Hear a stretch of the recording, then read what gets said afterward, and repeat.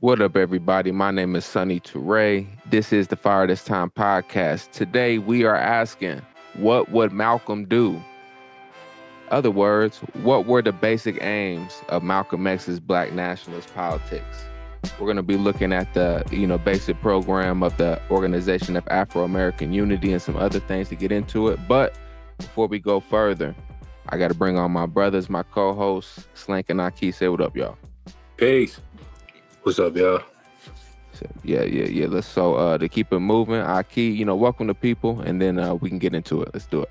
Well, as usual, welcome back. Thank you for spending your time with us to, give us a little ear and things of that such nature, And as always, we are thankful that you are tuning in to us. But what you can do for us is leave a share, a like, even leave a comment. Let us know what you think. Give us some feedback. Respond back. We like that type of stuff. And with that, I'm going to pass it back to the brother, Sonny Toure. So before we go any further, y'all, we do got to get into something. This is going to become, apparent why, we decided to ultimately include this in the agenda a little bit later on in the program. But we got to talk about it. We've been, updating y'all a lot recently on, situations on the continent. We do a lot in the Sahel, some in South Africa, but, we also have to look at Congo, what's going on in the Congo. So Slank, I sent this to you. You kind of want to introduce this a little bit better, and then I'll play the clip. Yeah, no, it looks like President Trump has he's a wheeler and dealer, art of the deal. So he made a deal with Congo, who's been going through a war conflict for many years now. I think the death toll is like the highest since World War II, if you count everything from the late 90s until today that's going on there. But Trump just made a hell of a deal for some minerals for Congo, mineral rights, as part of this peace negotiation. I don't know how the U.S. getting the mineral rights to the Congo factors into peace negotiations with M23 and the Congolese government, but that's what you got. At it from o'clock in the Oval Office, we're going to have a signing with Rwanda and the Congo. I have a follow-up. So I'm a little out of my league in that one because I didn't know too much about it. I knew one thing: they were going at it for many years and with machetes. It is one of the worst wars that anyone's ever seen. And I just happened to have somebody that was able to get it settled. I mean, just a brilliant person who is very comfortable in that part of the world. It's a very dangerous part of the world. I said, are you uncomfortable there? People are being killed. School children are being raided and killed. And I don't even want to say how, but as viciously as I've ever heard. Are you uncomfortable? No, that's the part of the world that I know. Very comfortable. Was able to get them together and sell it. And not only that, we're getting for the United States a lot of the mineral rights from the Congo as part of it. They're so honored to be here. They never thought they'd be coming to. Look, this is a very tough part of the world. They never thought, they were just telling me, they never thought they'd ever be coming to the White House, and they're so honored. And so we're going to give them a great big reception, but that's after many years of fighting. It's a great thing. That's at 3 o'clock, I believe. And I just want to point out the great, wheeler and dealer that he said got the shit figured out. I seen the pictures from the White House when they was discussing this with the representatives of the Congo and Rwanda, and he's talking about Masad Boulos, who's his senior advisor right now. And that guy, his son is married to Trump's daughter. I don't know. Besides that, I don't really know his connection. I know I think he's Lebanese, but he spent a lot of time living in Africa and Nigeria and stuff like that. So probably a businessman because, I think a lot of the businesses and stuff like that, the Lebanese have like a business presence basically in West Africa is what I'm trying to say. So yeah, Trump's got a dude, Masad Boulos is a senior advisor who he was talking about as the wheeler and dealer in that. So yeah, definitely something to be on the lookout about. A concern in terms of events. It makes me.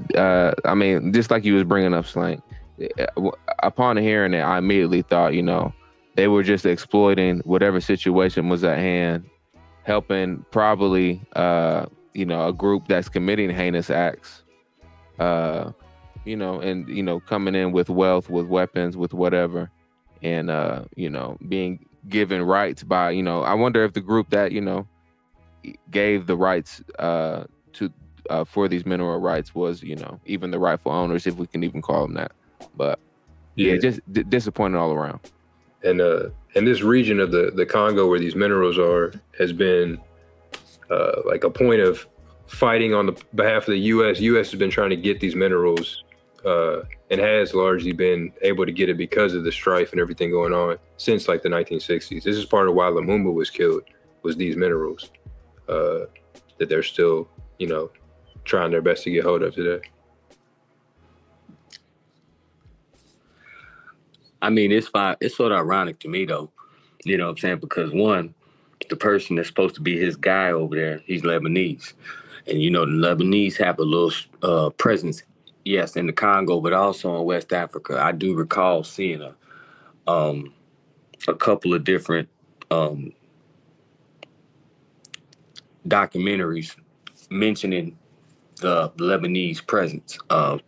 This one specifically that comes to mind is in Ghana, but I know they have a presence in Senegal, and they have a presence in Sierra Leone. So it's just probably one of those businessmen sliding down there trying to exploit more minerals and more riches out the continent. But then you got Trump over here, and anything that's coming from Trump, anything I'm hearing coming from the United States going into Africa, I'm always gonna look at it in a view of they exploiting. I don't think I'm ever gonna look at it like, they exploiting over there. So that's hopefully some wiser minds in the Congo. You know what I'm saying? Step up and be like, pull a Traore type move. You know what I'm saying? We trying to take care of this ourselves, but only time will tell on it. That's pretty much all I can really think of or go from right now from the limited information we have. Got you. So yeah, as the conflict develop, as that so-called deal develop, we'll definitely keep y'all in the know about it. But to keep things moving, for those that know, for those that don't know, this year we are commemorating 100 years of Malcolm X. He was born May 19th, 1925, tragically assassinated February 21st, 1965. So yeah, with the 100-year commemoration, I won't say it's past due that we talk about him, because we've been talking about him for a long time here in the Fire This Time, of course, with our politics, one can imagine. But definitely, important that we dig in on an important issue, that being Black nationalism. Of course, we know Malcolm X to be one of, if not the most pivotal Black nationalist leader, Black nationalist leader of all time here, especially, here in New Africa or, the Americas. There are certainly those that rival him. I think, we got to throw Garvey in there. Just when we think about, worldwide impact, during their lifetime. But yeah, and organizational success as well. But with Malcolm X, what we want to ask today, the big question is, what would Malcolm do? What were, let's take it back to the roots. What were the basic aims of Malcolm X's Black nationalist politics? Because I think we got to ask the question, are they still relevant today? I think we all three would say yes, but I think that's something still being weighed out there amongst a lot of people. I think, possibly we can get into this maybe at the end or maybe in part 2, because this is only going to be part 1. And you'll see why in a second. But maybe part 2, we can ask that question, are Black radicals, today Black nationalists? Because I think the tradition is that complex. It's more complex than just, looping everybody together in one box. But, as we start part 1 of this, digging in, to Malcolm X's legacy and, the tradition of Black nationalism, one area that we felt important to start was the organization of Afro-American unity, which, I'll, just so I'm not talking too much I'll pass it off, either Slank or Ahki. Anybody want to give, a basic introduction to the Organization of Afro-American Unity? Maybe, for those that might not know, where did it come, Malcolm X's life, and what did it set out to do? How far did it get? I could say that, from what I've studied and learned, Organization of Afro-American Unity was pretty much patterned off the Organization of African Unity. It pretty much came from an idea that Malcolm conceived when he was visiting Africa in between the years of like 1963, 1964. And very fascinating, he went over there pretty much as like a spokesman for Black America. In Africa, he was conversating with various different African leaders, and he recognized and noticed some things. And he said that, us as Afro-American people, African-American people, we need to get on that. And so when he came, he began to formulate the ideas in Africa, but when he came back to America, he actually formulated an organization. It is the only organization that was formulated by Malcolm X. Now, it was other people there, people like John Henry Clark. He was actually there too. There were other people like Carlos Cooks who were in on the organization. And but it was the organization that Malcolm founded before he passed and went with the ancestors. So it's pretty much his last testament. It pretty much has at that time, his Black nationalist views, his views on Black America, his views on our education, and his views on our connection to Africa. So, it stands as a testament. We never got a chance to see it fully come into fruition while he was here, but its descendants are still on the planet. They still here. You know what I'm saying? So that's pretty much what I can give about the Organization of African American Unity. I think, I think that's one good thing for us three to do, and also everybody listening. Everybody that is, engaged in, this tradition should, think about each point of this plan. How is it being sought after, pursued today by the Black collective, by Black people nationally? And could we do better? Which ways could we do better? I think that's something, that I'm sure will take up a lot of our conversation, as we go along. But, and so we have this document here, and I'm pretty sure this is, as far as the two documents that we have for y'all on the OAAU, I think this is the earlier one, if I'm not mistaken. And just briefly, just as a preview of what's to come, I do want to pull up this one. So this is from Malcolm/X.org. Also a historical document, but a longer form program of the Organization of Afro-American Unity. And as you see, it gets into a lot that is very revealing of Malcolm X's politics and what he thought we should do, near the end of his life. So a lot of that we probably won't cover until part 2, since this would be a shorter episode and introduction to our personal, look and contribution to, this commemoration of Malcolm X. So yeah, with that being said, I think, let's just start on this first page here. We see Malcolm X pictured with his sister Ella.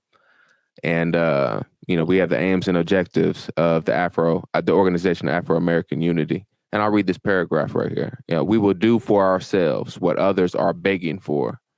The Organization of Afro-American Unity Incorporated welcomes all persons of African origin to come together and dedicate their ideas, skills, and lives to free our people from oppression. The following is a concise version of the aims and objectives in order for the community to have at its fingertips and see at a glance the ultimate goals of the Organization of Afro-American Unity Incorporated. Under the leadership of Mrs. Ella Collins, fully detailed and more explicit aims and objectives are available for registered members. So with that, let's begin going through these.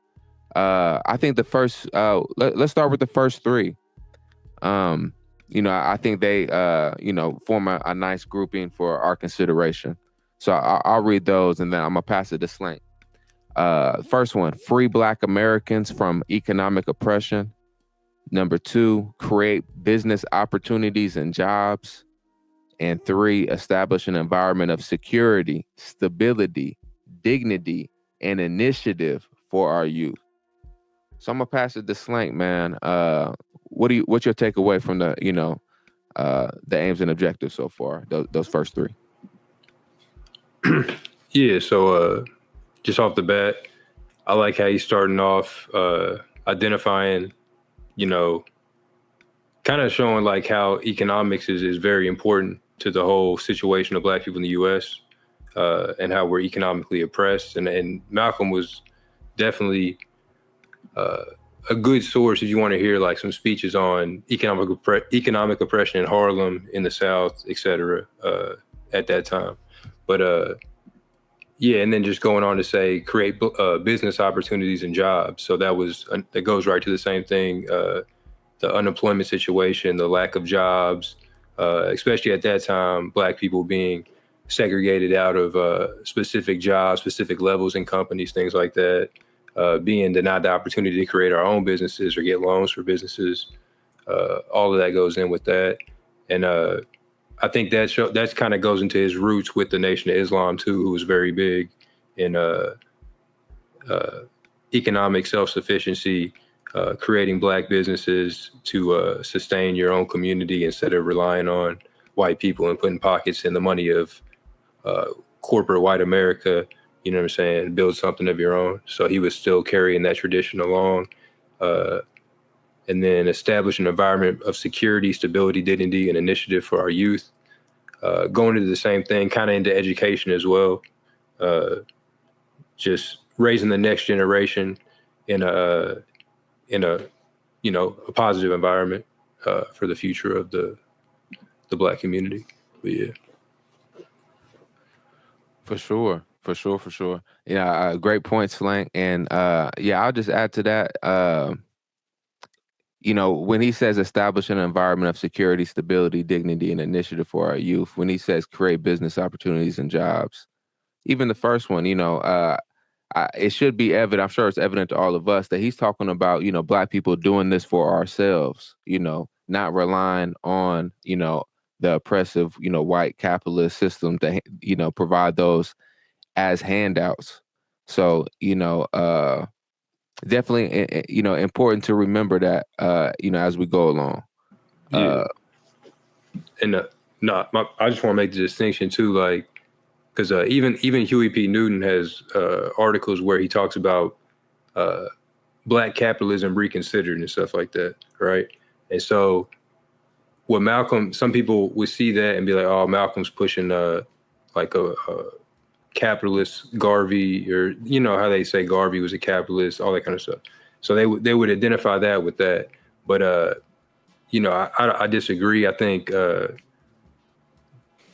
there is a space for Black business without being like some kind of wannabe capitalist or something like that. Especially in these situations where Black people don't have anything and have to rely on white businesses anyway. I think it's a positive step toward Black people coming together along national boundaries and building that foundation where we can take things further. And also I will say that Malcolm X himself was very anti-capitalist. So his vision of like these aims and objectives isn't him trying to replicate like a corporate America type system or something like that. He's I'm sure what you're saying is tripping a lot of people out.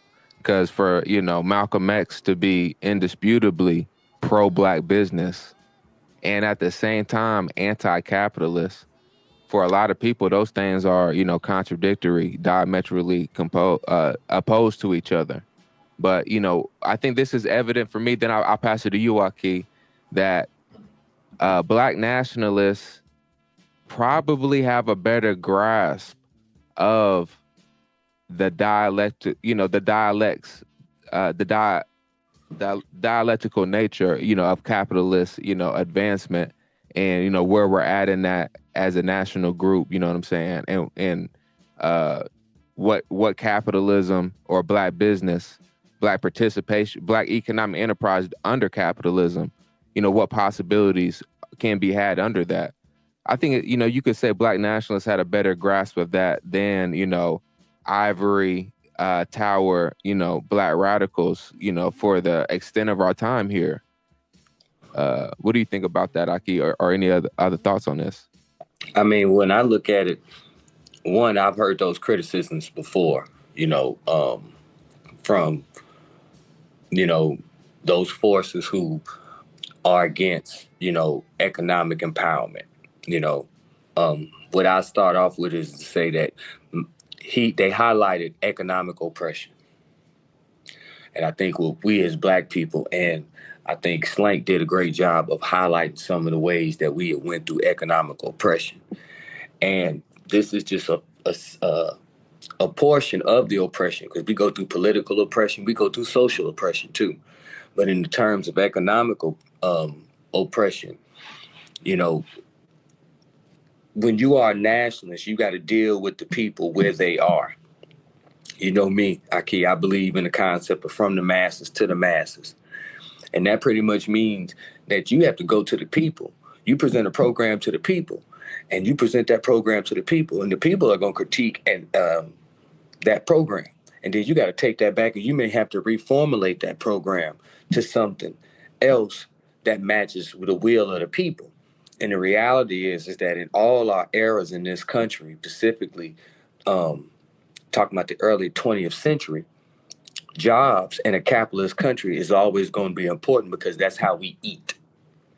Now, if we take the example that Malcolm had, which came from not only his participation in the Nation of Islam, but then also his participation as a child in seeing the UNIA under Garvey, they advocated business, but those businesses were people owned.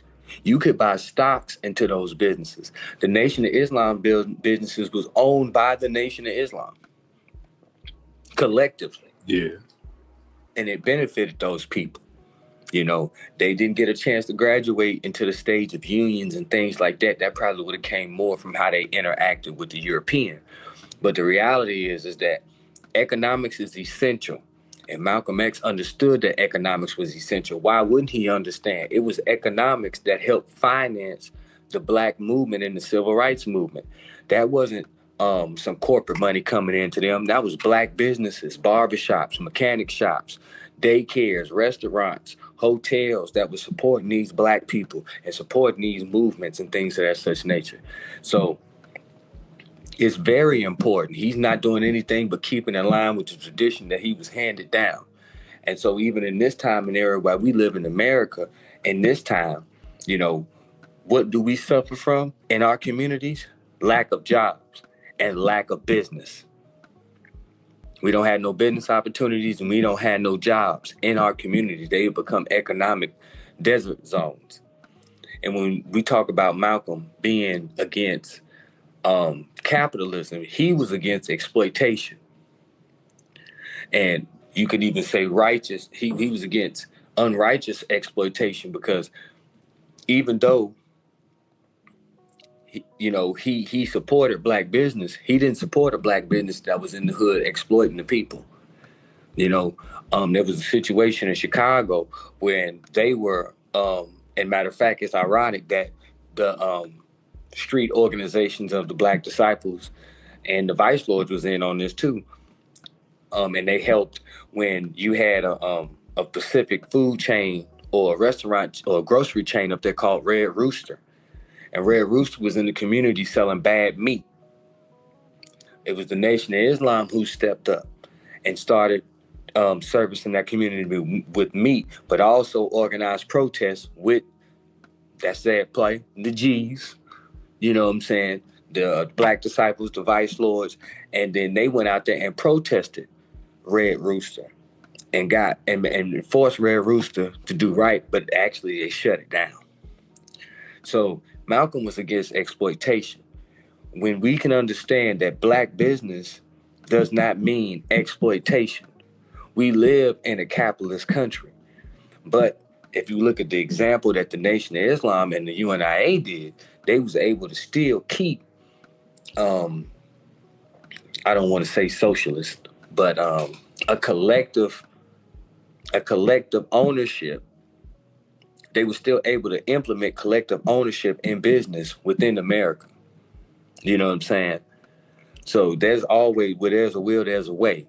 And these brothers were high intelligent thinkers. Brothers and sisters were high intelligent thinkers, and they were able to make these distinctions. Mm. So, you know, that opportunity and that business and those jobs, that's what produces the security, the stability, and the dignity and initiative of our youth.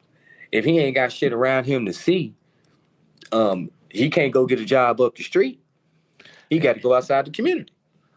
And I think it was a huge threat to the system, you know, Malcolm X saying, you know, Black people, let's provide that for ourselves instead of waiting on a white system to, you know, go through their democratic, you know, procedures, you know what I'm saying, and eventually generations later maybe provided for us. You know, he followed that Black nationalist line, you know, stemming from Garvey. But you could even see some aspects of Booker T. Washington, you know, in this as well. Yep. But all of that just to say Malcolm X was a sincere leader of Black people nationally, you know, and he sought to represent their truest desires, that, you know, even ones that they were scared to speak of, right? He spoke, you know, their truest, darkest desires for themselves, their families, their communities, their nation out loud, and he made it plain. You know, that's Malcolm X's brilliance. You know what I'm saying? A lot of times now we have so-called leaders, so-called radical organizations that don't approach the community seeking to represent their desires, but instead re-educate them or, you know, transform them into something else that they deem a better fit for organizing. And that's the type of, you know, so-called leadership that got to end. But, you know, I do want to get into more of these aims and objectives so we can keep it moving. Number 4, demand justice whenever it becomes evident that the laws as composed and enforced are contrary to the welfare and well-being of our people by any means necessary.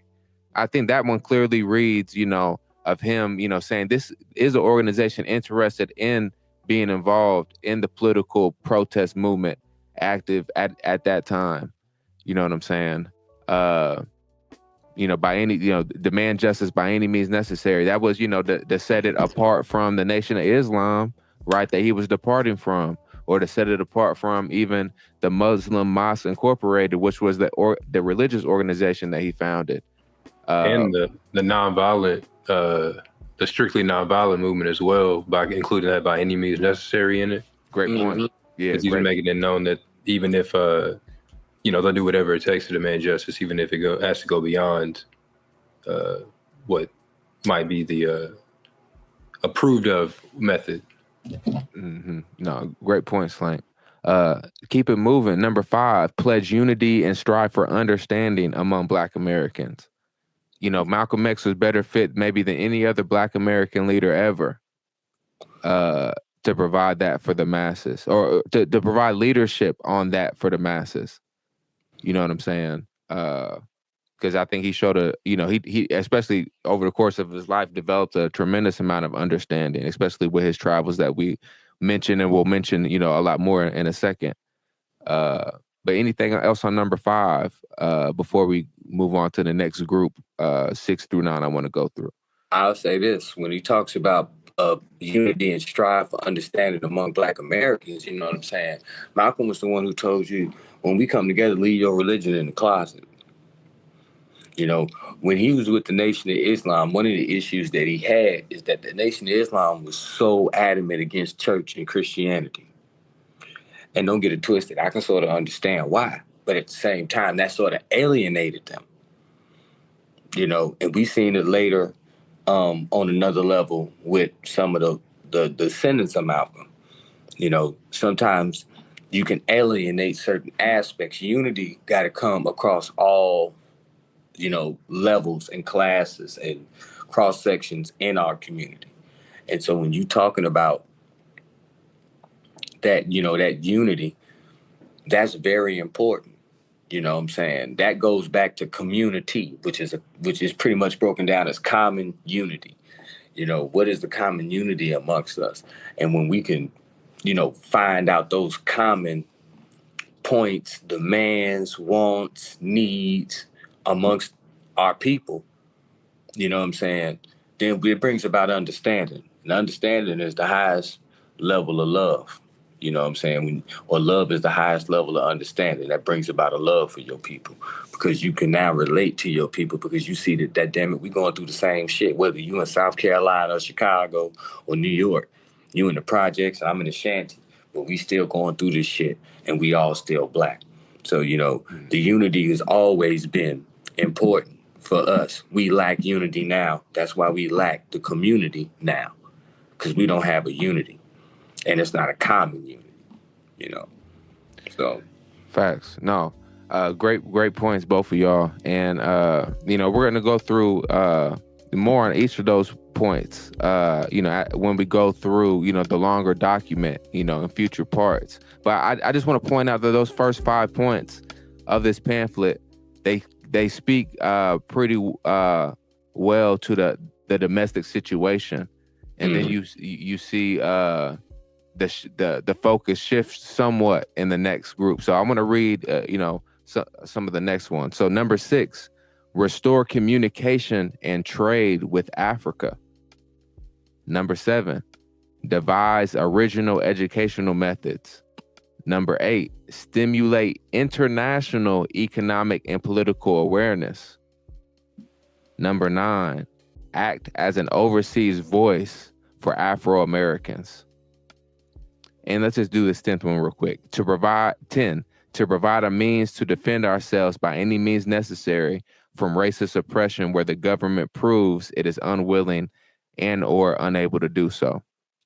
So we won't touch maybe as much on this one as much, but I will just say, defending your community, defending yourself from racist oppression by any means necessary. We had to shout out another Black militant leader from New Africa, also born in 1925, I believe, Robert F. Williams, who, of course, was a great inspiration for Malcolm X. I'm sure that, and I'm sure it went both ways, in terms of militant resistance. But I want to focus now on this international angle. Points that stick out a lot to me. Of course, number 8, stimulate international economic and political awareness. I think that, that kind of aims at like domestically, we need to raise our awareness as Afro-Americans, as Black Americans. But let's focus on 9 and 6. So 9, act as an overseas voice for Afro-Americans. And 6, restore communication and trade with Africa. I think those are really important. I'll just say for 9, I find it important because, of course, we know about Malcolm X and his focus on, taking our condition, our struggle to international forum, because as a Black nationalist, as a revolutionary Black nationalist, he didn't see any possibility really within the white American system for redress for our concerns, our grievances. So that's why, so I see number 9 in terms of that, taking our issues, our, us as a people stepping into the international arena, because, it'll be more hospitable to our concerns. I think, we see similar things, South Africa sticking up for, Palestine, you know what I'm saying? It having tangible effects. I think there can be tangible pressure applied there. And I think, personally, and I'll pass it off after this, I think, number 9 could be important even today. If you think about it today, when we think about the goals of revolutionary Black nationalists, of revolutionary New Africans, they include many things, oftentimes things like the Black Belt, large swaths of land for our people, which may or may not, and I think will become possible as America crumbles. Those opportunities will arise.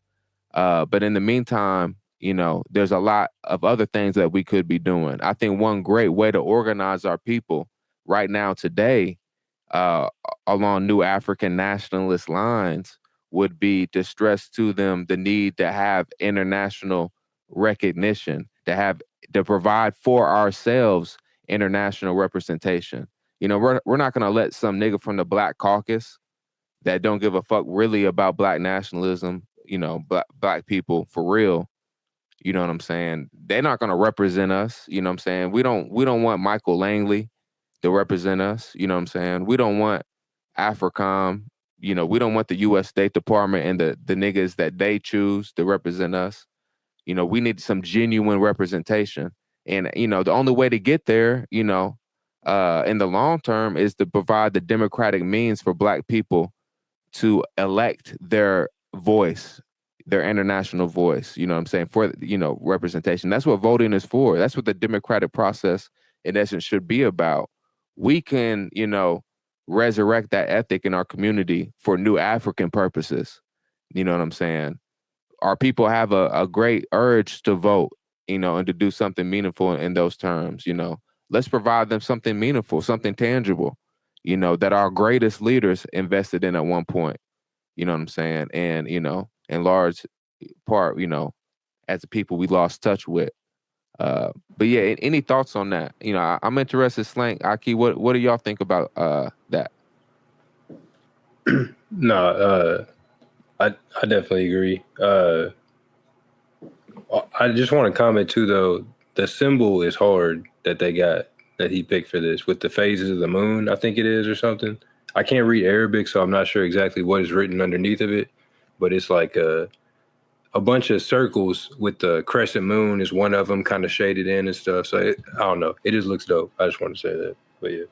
Yeah, I'm sure somebody, if not Ahki, somebody maybe that watches this can give us some more information on this. Because he got the 360 I see written here on both of them, which makes me think, you know, it could be, you know, like a geometric or, you know, have some, you know, mathematical, you know, type of relevance as well, that I'm not aware of.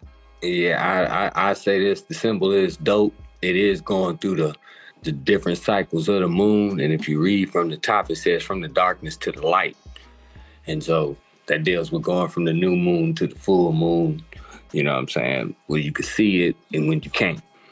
And it's also tied into a little bit of the Nation of Islam teachings. I don't know what that Arabic writing is under it. That would be something curious for me to find out. But I will say, just speaking on, you know what I'm saying, the ninth principle, you know, act as an overseas voice for Afro-Americans.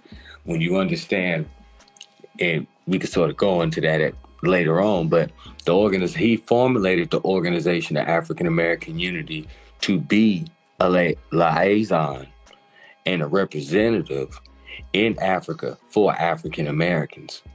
And what that hints to is that it's an organization organized by a people to deal with other organizations organized by peoples. You know, sometimes we get the idea of Pan-Africanism, and true indeed, Pan-African is individuals connecting with other Africans across the planet and in Africa. But when you have it on an organizational basis, you know, when Malcolm went to Africa, he seen these different leaders, the Patrice and Lumumbas and the Kwame and Nkrumahs, but they were representing organizations that represented a people. And so when we look right now, we don't really see an organization on a national scale that represents people. Like he intended this to be the mass organization for Afro-American people. Mm-hmm. Like Yeah. in a way, like if the nation, I'm sorry, if the National Association for the Advancement of Colored People, you know, I don't think it was ever really intended for that, but maybe on the surface, you know, it claimed to be that, but it was really about like middle class leadership, we'll say. Mm-hmm. You know what I'm saying? But this was meant to be an organization for the masses of Afro Americans here. You know what I'm saying? Not just in this country, but possibly on the continent as well, right? Mm-hmm. And I think that is an important part that separates the OAAU from other organizations, even those that came after it. I don't think the Black Panther Party ever set out to have that type of democratic function for Black people. You know what I'm saying? I think this, that aspect makes the OAAU somewhat unique. You know what I'm saying? It wasn't supposed to just be an organization that recruited from the masses, but it was supposed to be an organization that represented the masses internationally, which, lends itself directly to, being, some, national. And of course, the Republic of New Africa comes after this, but so we can set that to the side, And I'll pass it off. Y'all go ahead. It also goes back to the the black business points from the beginning, because when he's going over there and meeting with Nasser and Nkrumah and stuff like that, they're setting up businesses. You know what I'm saying? In God, you need, if the community didn't have a grocery store, you need groceries, you need farms, you need things that are going to sustain life. So I think part of this whole organization was being the early stages of an actual national, representation for black people in the U.S. There you go. With the goal of making an actual nation. That's Malcolm X's genius right there. The fact that he saw the example of the OAU, you know what I'm saying, which represented different, interest groups really within different African nations. And of course, I had participation from some nations directly, but that wasn't every national's participation in there. It wasn't defined that way, right?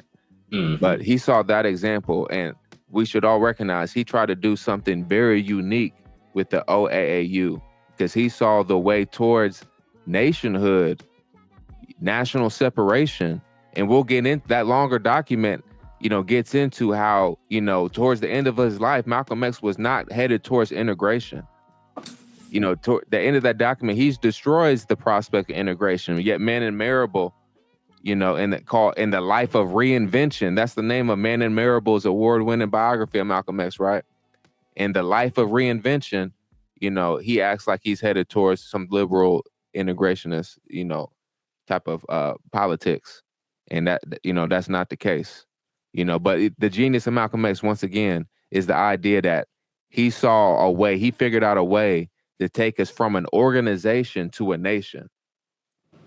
You know what I'm saying? That is thinking big in a way that we got to resurrect. And those came from those basic understandings that he was getting out the Nation of Islam. The concept of a nation, was very much promoted in the Nation of Islam.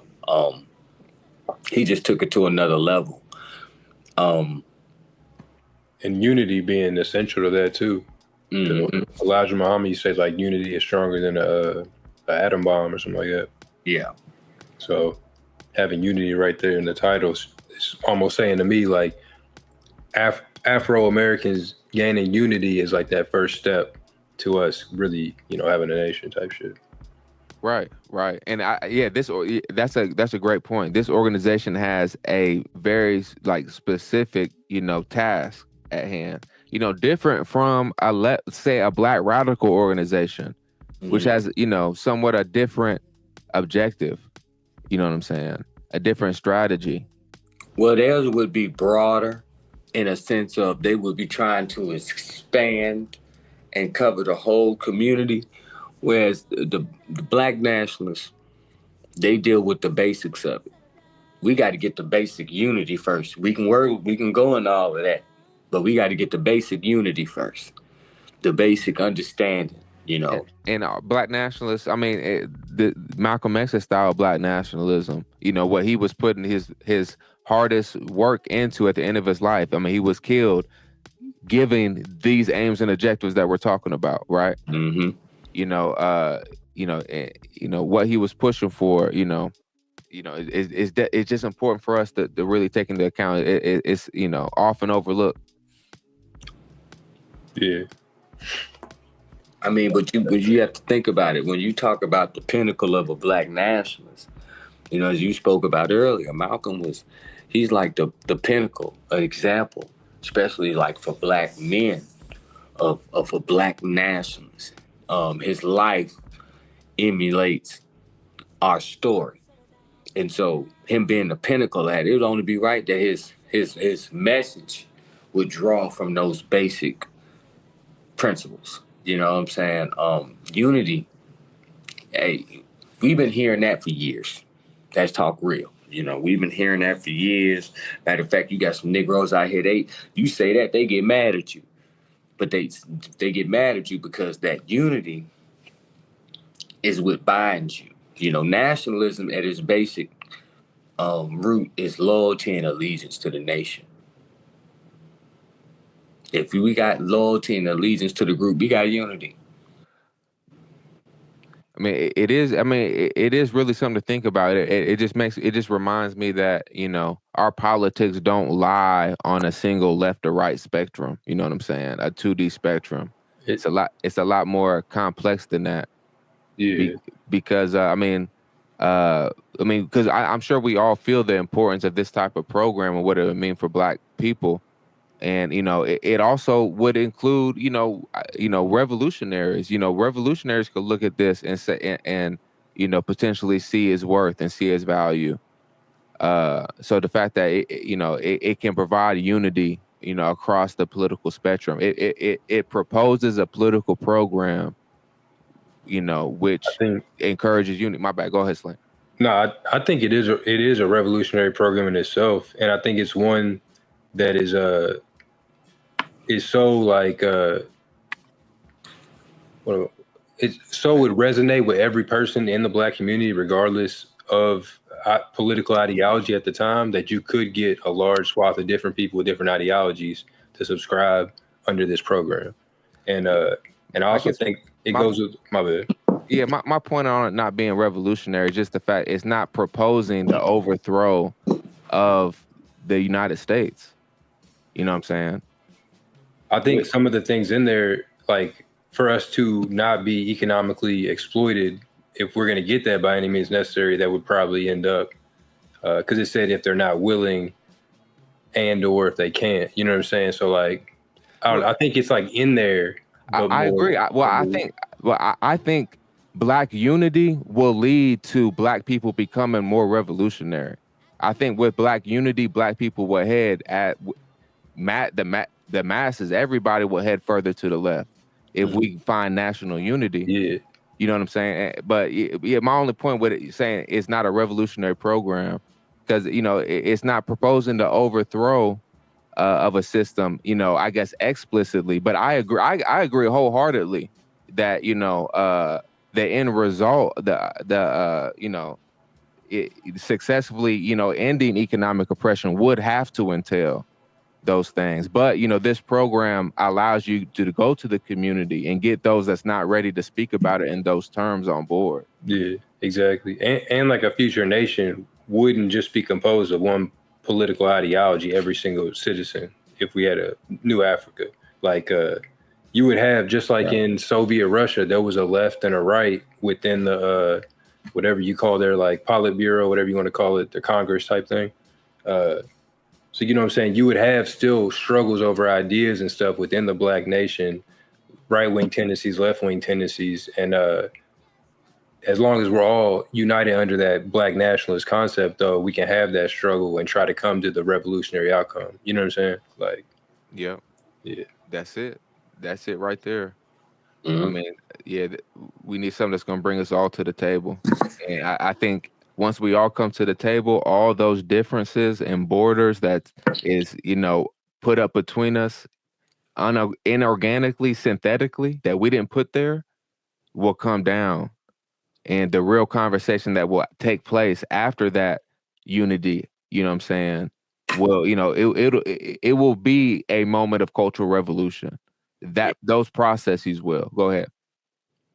I mean, I agree with everything y'all saying. You know, the organization Afro-American Unity was an organization that was founded to be domestic to some extent, but to be international. He sort of framed it in a way. We all know that the minute, because we're dealing with reality, we know that if we got economically free, we started building businesses in our community and things of that such nature, it would automatically lead to a conflict with whether it's federal or state governments. So, you know, I would definitely see that So would lead to that. So yeah, we can just it kind of end on this. You know, this is the longer document that we'll be looking at in future additions to this series on Malcolm X. But we'll just read this line here: "We Afro-Americans, people who originated in Africa and now reside in America, speak out against the slavery and oppression inflicted upon us by this racist power structure. We offer to downtrodden Afro-American people courses of action that will conquer oppression, relieve suffering, and convert meaningless struggle into meaningful action." Such a concise and purpose-filled two sentences right there that really sets us up. And I love this part because yeah, I mean, I think this first sentence it does speak to what you just said, Ahki. That's why I brought it up. You know, there was a domestic focus here that we shouldn't depart from, because that domestic focus is the fulcrum, is the pivot point by which we will attract the new African masses here. You know what I'm saying? You have to address people's actual concerns and actual lives. You know what I'm saying? Not just I guess international connections that they don't meet tangibly maybe every day. But of course we intellectuals know, those connections. But yeah, of course this last part too, meaningless struggle into meaningful action. He saw just how many obstacles, how much confusion was there in the 60s. We still have that now. So it's really resonating for me. But yeah, I'll leave the final words to y'all too. Shoot, I just say, what would Malcolm do?